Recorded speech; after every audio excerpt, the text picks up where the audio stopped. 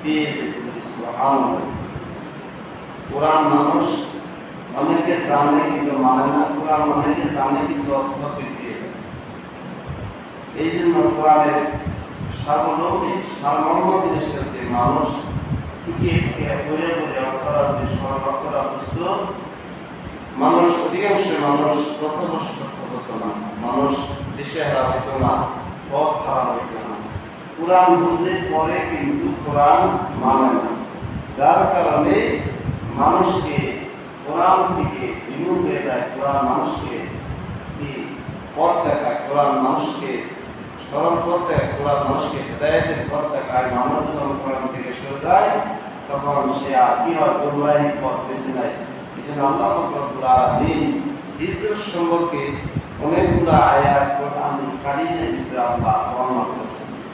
তার মধ্যে আমি সূরা আনফালের ৭৪ নম্বর আয়াত পড়লাম। আয়াতে কারীমায় আল্লাহ বলেছেন, والذين آمنوا وحزبوا وجاهدوا في سبيل الله والذين آمنوا وحزبوا وجاهدوا في سبيل الله যারা এই ঈমানের দাবি করেছে, ঈমান এনেছে, ওয়াহাজারু ওয়াজাহাদু যারা হিজরত করেছে, যারা জিহাদ করেছে, ফি সাবিলিল্লাহ রাস্তায়, আল্লাহর রাস্তায়, ওয়াল্লাযিনা আমানু নাসারু আল্লাহ তাদের কি সাহায্য করেছেন, উলাইকা হুমুল মুমিনুনা হাক্কান লাহুম মাগফিরাতু ওয়া রিজকুন কারীম।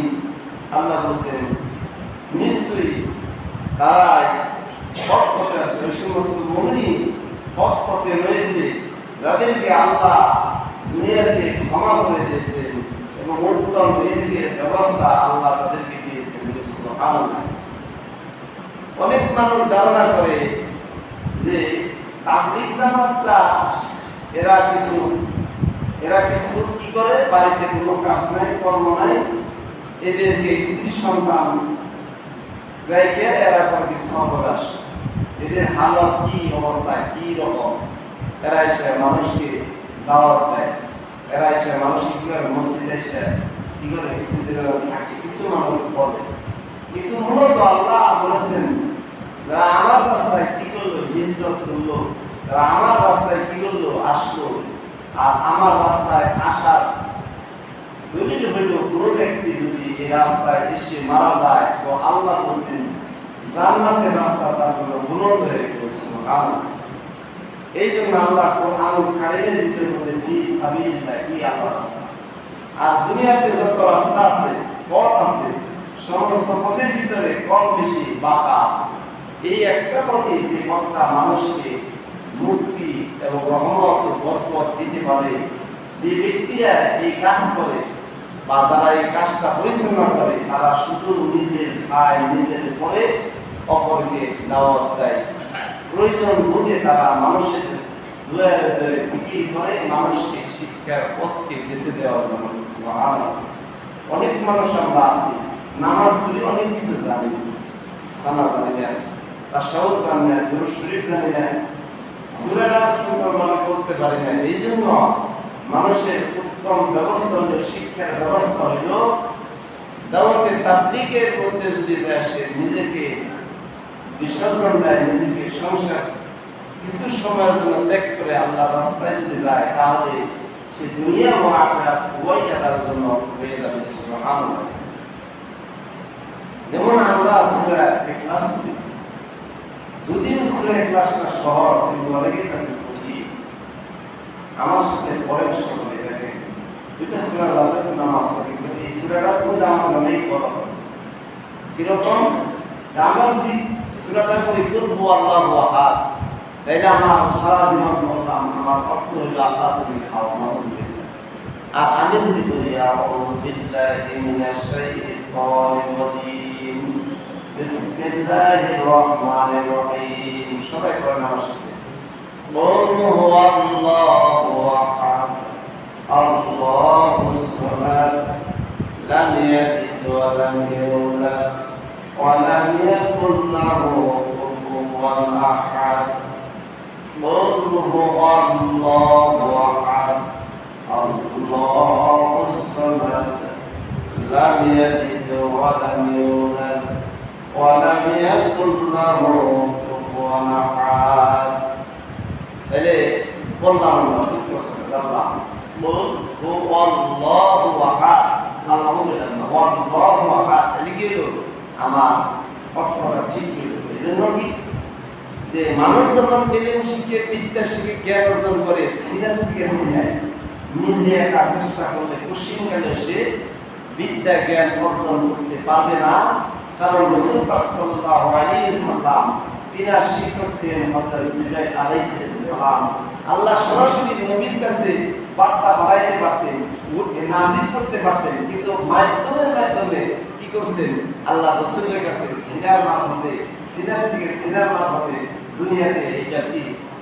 বিকরণ হয়েছে যার কারণে উস্তাদ ছাড়া আপনি যত বড়ই আপনাকে না আপনি শিখতে পারবেন না এজন্য মাধ্যম লাগবে প্রত্যেকটা জিনিসই মাধ্যম লাগবে প্রত্যেকটা শিক্ষার ক্ষেত্রেও মাধ্যম লাগে এই জন্য আমরা যারা এখনো নামাজ পড়ি রোজা করি হজ করি জাকাত দিই কিছু এলেম আমাদেরকে অবশ্যই গ্রহণ করতে হবে কিছু এলেম আমাদেরকে শিখতে হবে যে এলেম শিখলে আমার দুনিয়া আখিরাত কি হবে লাভ দুনিয়া আখিরাত লাভ আমি আল্লাহর সাথে যখন কালাম করি তখন আমি আল্লাহর সাথে কথা বলি সুবহানাল্লাহ আমি যদি বসে বসে দরুদ শরীফ পড়ি আমি কি বেশি বেশি দরুদ শরীফ করা আমল হইল যে ব্যক্তি বেশি বেশি দরুদ শরীফ পড়বে রাসূলকে স্বপ্ন দেখার সম্ভাবনা বেশি থাকবে সুবহানাল্লাহ দরুদ শরীফ জানলাম না তবু কি এই জন্য কিছু এলেম এমন এলেম না যে আমার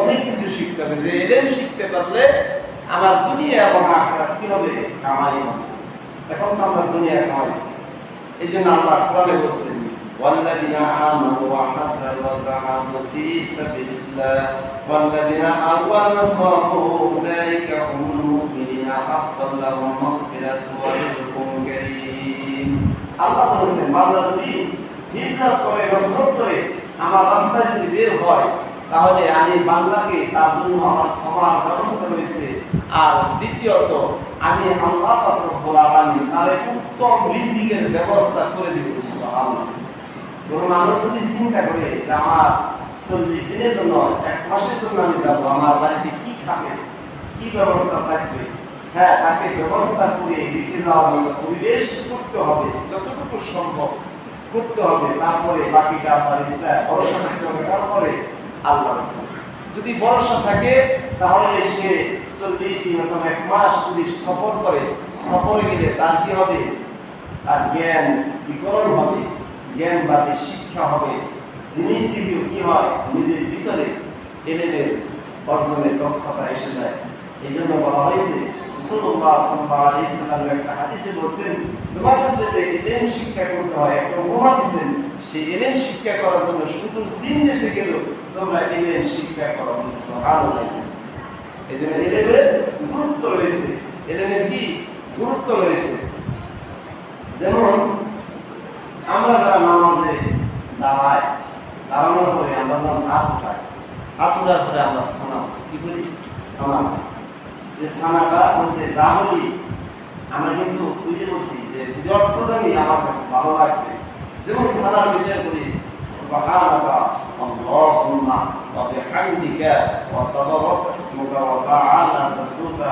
ওয়া লা ইলাহা গায়রুক সুবহানাকা আল্লাহুম্মা ওয়া বিহামদিকা ওয়া তাবারাকা ইসমুকা ওয়া তাআলা জাদ্দুকা ওয়া লা ইলাহা গায়রুক আল্লাহ বলেন এখানে বান্দা আল্লাহকে বলতেছেন আল্লাহ আমি তোমার প্রশংসা করতেছি এবং তোমার পবিত্রতা ঘোষণা করতেছি তুমি আমাকে কি করতে পারো তুমি আমাকে ক্ষমা করতে পারো তুমি আমাকে আমার তওবাকে গ্রহণ করতে পারো তারপর তুমি ছাড়া আমার কোনো ইলাহ নেই সুবহানাল্লাহ অর্থটা কিন্তু যদি পড়ে দেখেন যে এই অর্থের মারফতে আপনার কি হবে পরিপূর্ণতা আসা যাবে আল্লাহও বলতেছেন আপনি দাঁড়িয়ে নামাজের মধ্যে যে আল্লাহ ছাড়া কোনো ইলাহ নাই আল্লাহ তুমি একমাত্র আমার ভরসা তুমি আমার মালিক সুবহানাল্লাহ আপনি আল্লাহর সাথে কথা বলতেছেন আল্লাহ তুমি ছাড়া আর কেউ নাই এটা আপনি আল্লাহর সামনে সাক্ষ্য দিতেছেন আল্লাহ কি আপনার প্রতি খুশি আছে বান্দা যখন সিজদায় দেয় যখন বলে সুবহান রাব্বিয়াল আযীম সুবহান রাব্বিয়াল আলা আল্লাহ যখন সিজদার মাঝখানে বান্দা যখন দেয়, উভয়ের মধ্যে আল্লাহ কি হয়? আল্লাহ উভয়ের সমস্ত কিছু, উভয়ের মধ্যে একটা পরিব্যক্তি, একটা একটা ব্যবস্থা, আল্লাহ দুয়ের মারফতে একটা সমন্বয় সৃষ্টি হয়েছে। সুবহানাল্লাহ। এই জন্য আল্লাহ পাক কোরআনে বলেছেন, তোমরা সিজদাকারী নাই, সিজদাকারীর সাথে তোমরা সিজদায় লিপ্ত হও, সিজদার সাথে তোমরা সিজদা করো। সুবহানাল্লাহ। কারণ হইল জিবরাইল আলাইহিস সালাম বলেছিলেন, হাদিসের ভিতরে আসছে যে আল্লাহ আমি যে একটা সিজদা দিয়েছি, এক সিজদা ৩০,০০০ বছর পড়াইছে, আমার সাথে সিজদা বিধিকার কেউ দিতে পারে না। জিবরাইল আলাইহিস সালামকে আল্লাহ জানাইলে, ও জিবরাইল, আমার উম্মতের ভিতরে এক বান্দা একটা সিজদা দিয়ে তুমি ৩০,০০০ কে ৩০,০০,০০০ সিজদা দিলে আমার বান্দার সিজদা থেকে তোমার সিজদা দামি হবে না। সুবহানাল্লাহ। আমরা তো সিজদা দিতে জানি না, সিজদা দিতে মন চায় না। এই জন্য আল্লাহর কথা, আমার কথা না, কার কথা? আল্লাহর কথা। সিজদাকারীকে আল্লাহ করেন ভালোবাসেন, রুকুকারীর সাথে রুকু করো, সিজদাকারীর সাথে সিজদা করো, এটা কার কথা? আল্লাহর কথা।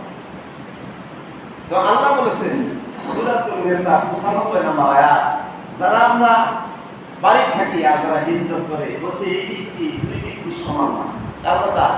আল্লাহর কথা। আল্লাহ বলছেন এই দুই ব্যক্তির সমান মর্যাদা আমি আল্লাহ দিই। যে ব্যক্তি ঘরে থেকে বসে থেকে এলেম অর্জন করলো, বিদ্যা অর্জন করলো, আল্লাহর ইবাদত করলো, আর যে ব্যক্তি ঘর থেকে বাইরে গিয়ে হিজরত করলো, নসরত করলো, আল্লাহর দ্বীনকে জিন্দা করলো, আল্লাহর দ্বীন শিখলো, ওই ব্যক্তির সম্মান ঘরে বসে ব্যক্তির সম্মানের সাথে আল্লাহ তারে কি মর্যাদা বেশি দিয়েছেন। সুবহানাল্লাহ।